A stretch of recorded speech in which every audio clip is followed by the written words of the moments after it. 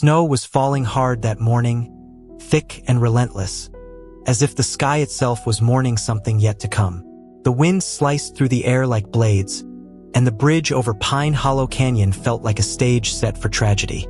The police SUV skidded to a sudden stop on the icy road. Officer Karen O'Donnell stepped out first, blonde, composed, but with eyes that had seen too much. Next to her, Officer Mark Riley said nothing, his silence louder than any siren. In the back seat, a young German Shepherd puppy scratched at the window, his eyes filled with something too knowing for his age. His name was Ace, and this would be the day that changed everything. They were responding to an anonymous call. Someone had seen a body fall off the bridge. Fresh snow masked the scene, but Officer Emily Harper, a rookie still clinging to her first winter in uniform, spotted something near the ledge. "Over here," she called out. Karen and Mark rushed over. A torn backpack, red stains in the snow, tracks leading nowhere. Karen crouched down to examine them. Behind them, Ace began to howl low, eerie, like he sensed something none of them could. Mark hesitated, then did the unthinkable. He opened the door. "Let him go," he muttered. "He knows." Ace bolted. His tiny paws barely touched the snow as he sprinted toward the edge. "Ace, no!" Karen's voice cracked as she reached for him, but it was already too late. He leapt onto the icy ledge and vanished. The world went silent. Emily screamed. Mark froze. Karen stood paralyzed, her breath caught in her throat. He was just a puppy. He didn't understand. Or maybe he understood too well. Then a bark. Faint, but real. Karen stumbled to the edge and looked down. Her heart stopped. There he was, Ace, dangling from a jagged branch, his blue harness snagged, his little body trembling. He was hurt, but alive. And next to him, someone else was there, a figure barely moving, half buried in snow and stone. Karen couldn't tell if it was a man or woman, just that they were still breathing. She didn't speak. She simply pulled off her badge, handed it to Mark, and tied the rope around her waist. "Hold on tight. I'm going down." The snowfall thickened. The wind roared louder. And when Karen disappeared over the edge, she wasn't just chasing a puppy. She was diving headfirst into a past she had buried, and a truth waiting to resurface. The rope tightened against her waist as Karen slowly descended the icy cliff, her gloved hands gripping the line with white-knuckled focus. Snowflakes stung her face, and each gust of wind threatened to throw her off balance. Her heart pounded louder than the storm around her. She wasn't just rescuing Ace. There was someone else down here, and if they were still alive, every second counted. But what gnawed at her deepest wasn't the cold or the danger. It was a strange sense of familiarity. Something about this canyon, this moment, it felt like a shadow from her past had finally caught up. Mark's voice echoed from above, guiding her descent. Almost there. 10 more feet. Karen ignored the pain in her shoulders and kept moving. Below her, Ace whimpered, his small body barely clinging to the ledge. He was trying to nudge something or someone with his nose.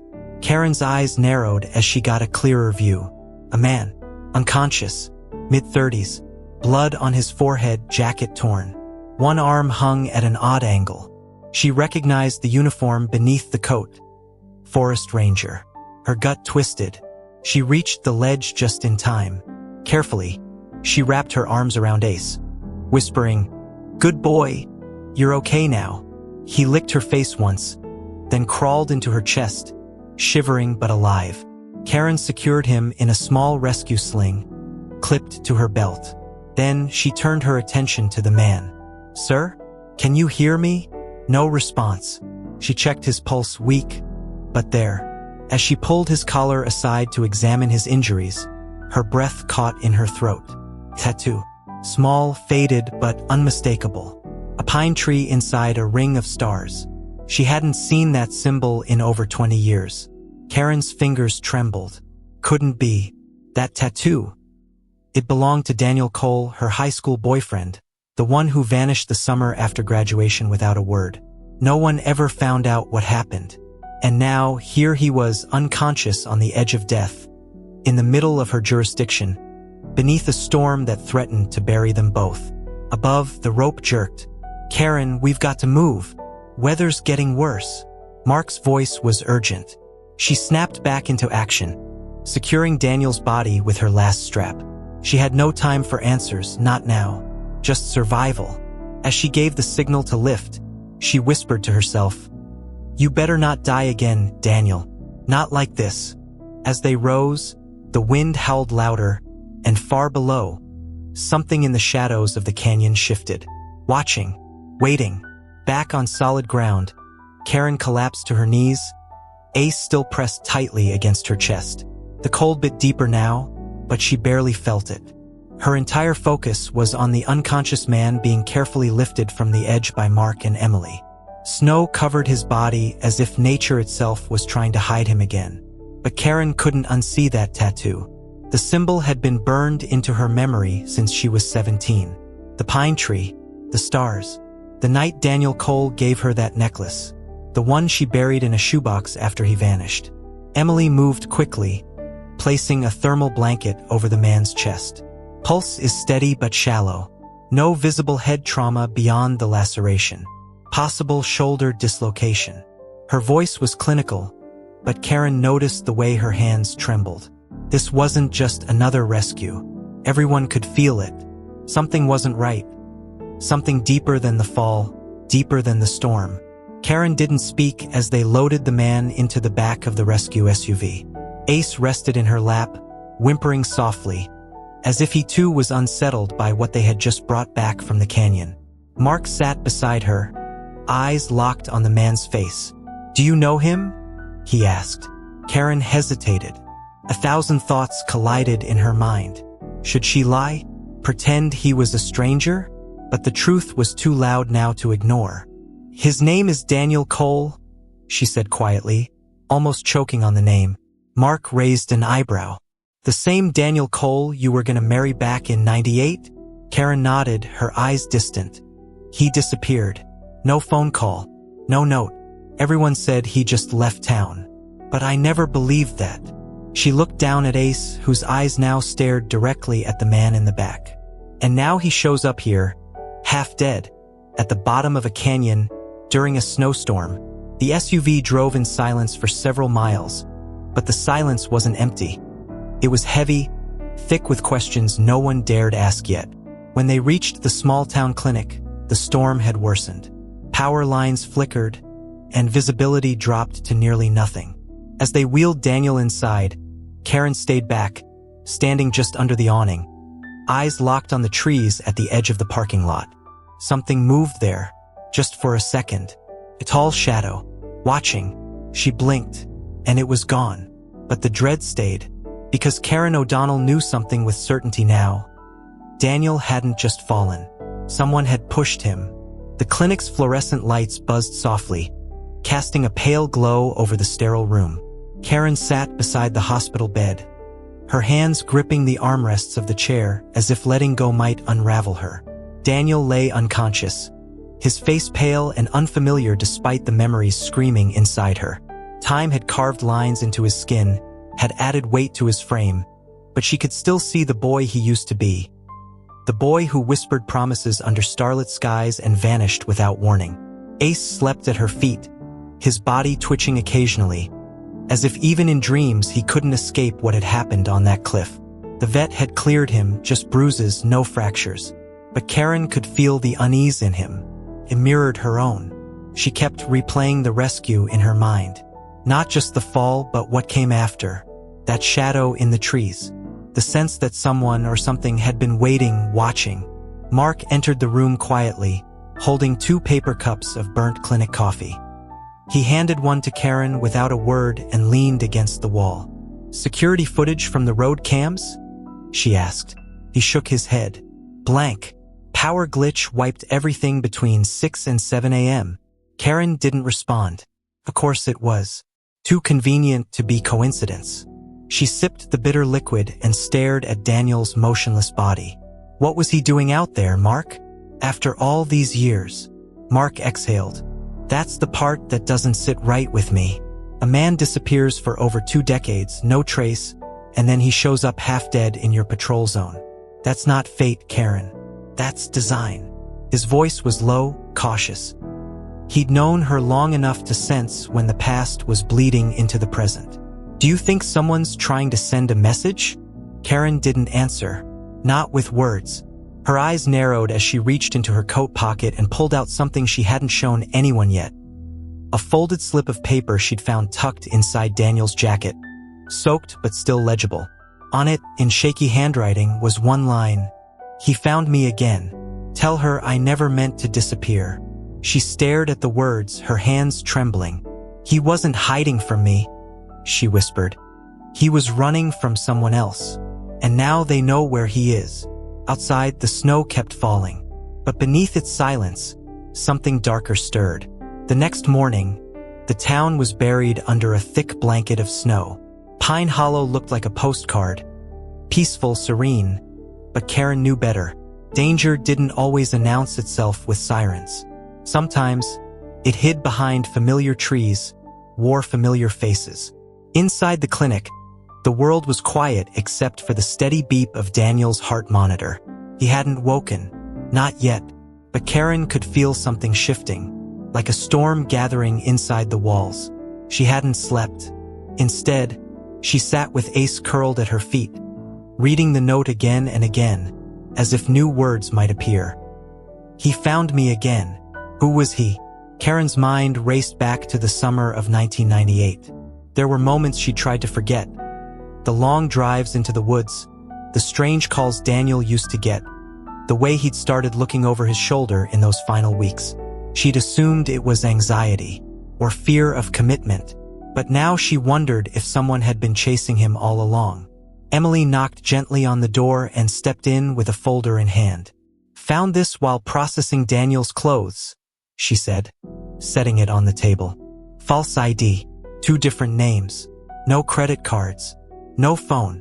Karen opened the folder and stared at the documents. Every instinct she had screamed the same word. Undercover. But working for who? And why here, after all this time? "We need to talk to someone in Federal," Mark said from the doorway, his face grim. "If he was running from something bigger, this might be beyond us." Karen nodded, but her gut clenched. She didn't trust the idea of turning Daniel over to strangers. Not yet.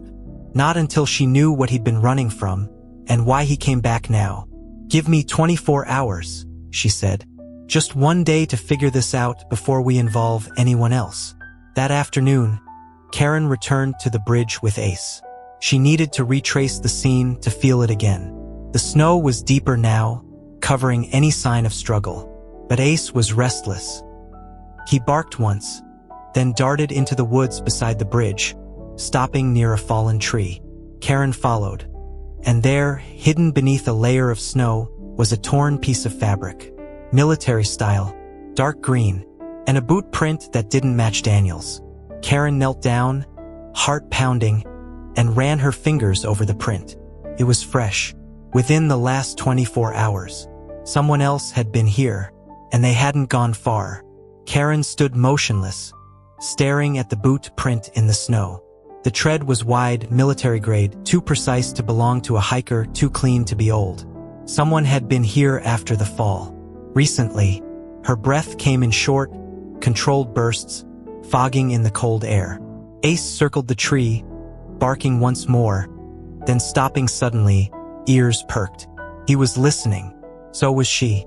The forest felt too quiet, the kind of silence that comes when something's watching. She took a slow step back, then another, keeping her eyes on the trees. Whoever had been here could still be close, maybe even watching her now. Karen wasn't afraid easily.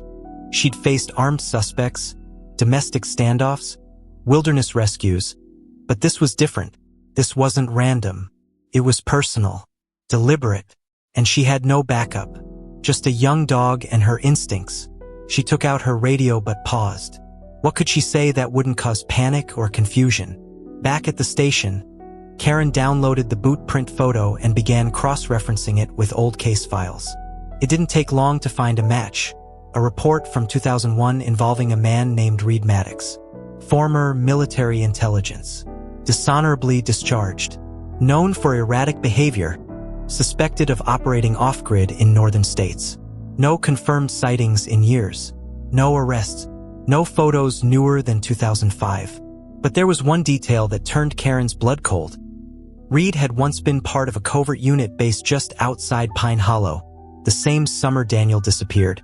She printed the file and walked into Daniel's hospital room. He was still unconscious, pale but stable. She sat beside him and whispered, "Was it him? Is that who you were running from?" Her voice cracked. "Why didn't you come to me? Why didn't you trust me back then?" She didn't expect an answer. But then, his fingers moved, slightly, then again. His eyelids fluttered. Karen leaned in. "Daniel? It's me. You're safe now. You're..." But his eyes shot open in terror. He grabbed her wrist with a sudden strength that startled her. "Don't trust anyone," he rasped. "He's here. He never left. The monitors beeped erratically. Nurses rushed in, pushing Karen aside as they worked to stabilize him. She stumbled out of the room, heart racing. And as she turned the corner, she saw someone standing by the emergency exit. A tall man in a dark green coat, face obscured by the falling snow outside the glass. When she blinked, he was gone. Karen didn't sleep that night. She couldn't. Every time she closed her eyes, she saw Daniel's face. The terror in his eyes, the way he clutched her wrist, the desperate warning. "He's here. He never left." The words echoed in her skull like footsteps in an empty hallway. She sat at her kitchen table, the lights off, her sidearm resting next to a cup of untouched coffee. Outside, the snow continued falling in heavy silence, coating the town in a blanket too perfect to trust. Ace lay curled at her feet, ears twitching, as if he too sensed the tension in the air. The quiet was unnatural. Even the town seemed to be holding its breath. Karen kept replaying the moment at the hospital, the man in the green coat by the exit. She had seen him. He was real. But there was no footage, no witness. The nurses said no one had entered or exited through that door. Just a trick of the light, they suggested. But Karen knew what she saw. The next morning, she visited Daniel again. He was sedated, barely conscious, but stable. Emily met her in the hallway with more disturbing news. "I checked the registry at the old Pine Hollow military outpost," she said. "Reed Maddox was definitely stationed there in '98. Last entry in his file says he was discharged after a mental health evaluation. Extreme paranoia, classified behaviors." She hesitated. "There's also a note. Someone requested the file 2 weeks ago. An anonymous inquiry. From inside the county network." Karen felt her stomach drop. That meant someone local, someone with access, was looking into Maddox before any of this even started. "We've been watched longer than we realized," she muttered. Her mind flashed back to those years after Daniel disappeared. The phone calls that ended in silence. The headlights parked outside her house in the middle of the night. Back then, she'd thought it was grief making her paranoid. Now she wasn't so sure. That evening, she drove out to the old outpost herself. A decaying structure swallowed by forest, abandoned but not forgotten. Trees grew through the floor. Rusted tools lay scattered like forgotten bones. But something was off. The lock on the gate was broken recently. Footprints led inside, boots matching the same pattern from the canyon. Karen followed them, her flashlight flickering. In one corner, she found an old metal cabinet pried open. Inside were dozens of folders, surveillance notes, names, photos. Her photo, taken just last week, was on top. She stepped back, pulse racing, and behind her a floorboard creaked. Karen froze. The creak behind her was unmistakable, slow, deliberate, heavy.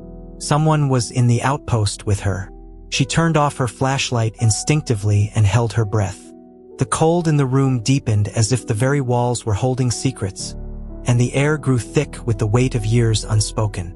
Her fingers slid toward her holstered weapon, slow and quiet, while her eyes adjusted to the faint light coming through the broken windows. Another step. Closer. "Karen!" A voice rasped from the darkness. Not angry, not surprised. Calm. Like someone greeting an old friend. I was wondering when you'd come. A tall figure emerged from the shadows, wearing a worn military coat. His face aged but recognizable. The sharp cheekbones, the cold, calculating eyes. Reed Maddox. She hadn't seen him in over 2 decades, but she remembered that stare. He'd been around the edges of their lives back then. A mentor to Daniel, a ghost to everyone else. "You've been watching me," she said, steadying her voice. "Why?" Maddox stepped closer, unarmed but completely in control. "Because I had to know if you were still loyal, if he ever told you the truth." Karen narrowed her eyes. "What truth?" Maddox smiled slightly, tilting his head. "Daniel wasn't just my protege. He was part of something bigger, something we tried to bury." He gestured toward the cabinet full of files. "Everyone in those folders is dead now except you. And Daniel, that makes you a liability." Karen raised her weapon. "So that's it? You're here to clean up the last loose ends?" Maddox chuckled. "No, Karen. I'm here to offer you a choice. You help me finish what we started, or you disappear like the others." His words hung in the air like frost. "You're smarter than the rest. You always were. That's why Daniel loved you. That's why he tried to hide you." Karen's hand tightened on the trigger. "And that's why I'm not going anywhere." But before she could move, Maddox lunged. Not at her, but at the cabinet. He lit a flare and dropped it inside. Flames erupted instantly, swallowing the paper, the proof, the past. Karen fired a warning shot that missed by inches as Maddox vanished into the collapsing shadows. She rushed to extinguish the fire, but most of the documents were already lost. Smoke filled the room. Her lungs burned, but one file had landed outside the cabinet. Daniel's real military record. And on the final page, in bold red ink, Project Echo subject, Karen O'Donnell, status unknown. Karen sat in her patrol car, the burned file spread across the passenger seat, her hands trembling as she turned the last page over and over. Project Echo. Subject, Karen O'Donnell. It didn't make sense, or maybe it made too much sense. Suddenly, every gap in her memory, every unexplained dream, every moment from her youth that felt like it had been rewritten, it all came flooding back like water through a broken dam. She hadn't just been a bystander in Daniel's story. She had been part of it from the start, and someone had gone to great lengths to make her forget. The file was fragmented, but clear enough. Karen had been recruited unknowingly into a covert psychological program run out of the Pine Hollow military facility. They had chosen teenagers from the town, isolated with troubled homes, trained them under the guise of leadership camps and wilderness survival. Daniel had tried to warn her once, but she hadn't listened. She thought he was spiraling.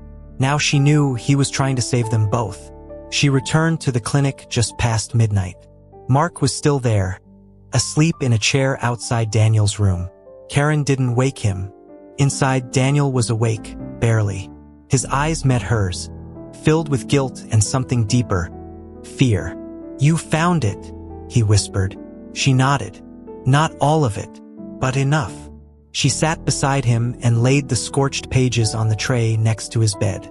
"You should have told me." Daniel winced, his voice hoarse. "I tried. I really did. But they were watching everything. I thought I could protect you by staying away. I thought if they believed I was dead." He trailed off. Karen leaned closer. "Maddox burned the rest. He's still out there. And he knows I remember now." Daniel gripped her hand, weakly.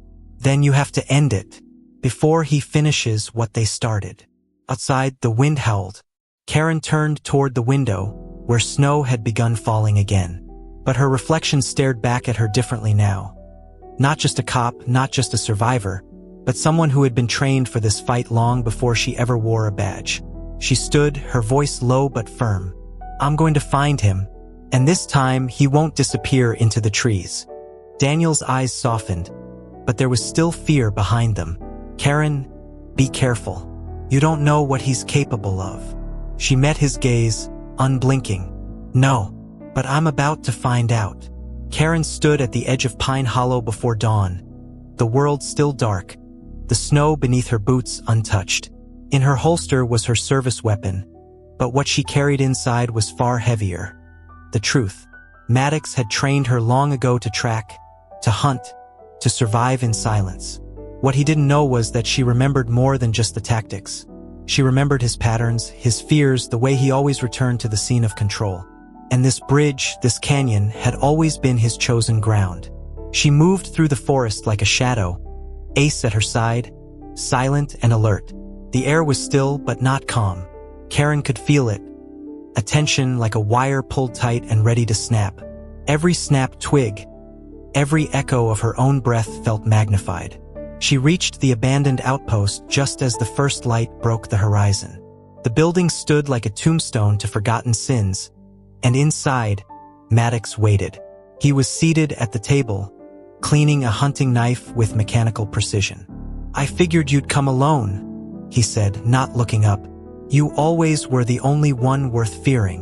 Karen didn't speak. She raised her gun slowly. "You manipulated kids. You turned their lives into lies. You erased who we were." Maddox looked up, a cold smile forming. "I didn't erase you, Karen. I prepared you. And look at you now. Exactly what you were designed to become." Her finger hovered over the trigger. "You don't get to define me anymore." Maddox stood, knife in hand. "Then pull it. But understand, the moment you do, you erase every piece of truth left about Project Echo. I'm the last one who knows what really happened. You kill me, and it all dies with me." Karen hesitated. The temptation to end it, to silence him forever, burned in her. But something deeper spoke louder: justice, not vengeance. Instead, she lowered the gun and reached into her jacket. A recorder, red light blinking. "Already got what I need. Your voice, your admission, and a direct line to every agency that ever buried your work." Maddox's face cracked for the first time. Not fear, but fury. He lunged. One shot echoed through the trees. When it was over, Maddox lay still. Karen stood in silence for a long time, the wind moving gently around her. Ace came to her side, pressing against her leg. She knelt beside him, tears in her eyes. Not for the man she'd shot, but for the girl she'd once been. The one they tried to erase. Back at the clinic, Daniel was waiting. And for the first time in years, Karen O'Donnell walked toward a future no longer defined by silence, but by choice.